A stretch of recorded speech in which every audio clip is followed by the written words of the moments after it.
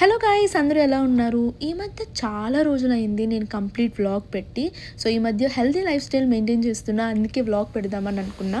పొద్దున్నే యోగాతో స్టార్ట్ చేసి మధ్యాహ్నం లంచ్ కోసం కినోవాని బాయిల్ చేస్తున్నా. ఇంక ఈ లోపల నా ఫ్రెండ్ వస్తే దాంతో ముచ్చట్లు చెప్పుకుంటూ మార్నింగ్ బ్రేక్ఫాస్ట్ నా ఓట్ మీల్ కోసం యాపిల్ కట్ చేసి హ్యాపీగా ఓట్ మీల్లో కలిపేశాను.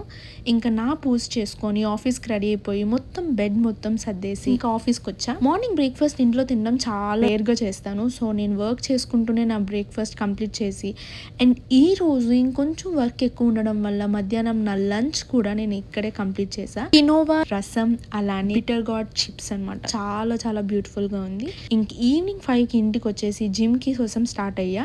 ఇక్కడ 5:30 అయ్యేసరికి మొత్తం డార్క్ అయిపోతుంది, ఎందుకంటే వింటర్ కదా. సో టోటల్ స్నోఫాల్ పడ్డం. 4:30 అయ్యేసరికి నైట్ అయితే ఫుల్ డార్క్ అవుతుంది. అండ్ జిమ్కి వెళ్ళి నేనైతే 5 days జిమ్కి వెళ్తున్నా. అండ్ 5 days 5 డిఫరెంట్ వర్కౌట్స్తో స్టార్ట్ చేస్తున్నా. ఈరోజు షోల్డర్ ఎక్సర్సైజ్ స్టార్ట్ చేశాను. 3 sets 3 డిఫరెంట్ ఎక్సర్సైజెస్ చేసి, అండ్ ఫైనల్గా 30 minutes కార్డియో అయితే అస్సలు మర్చిపోను. కార్డియో చేసి 8,000 steps అయ్యాయి.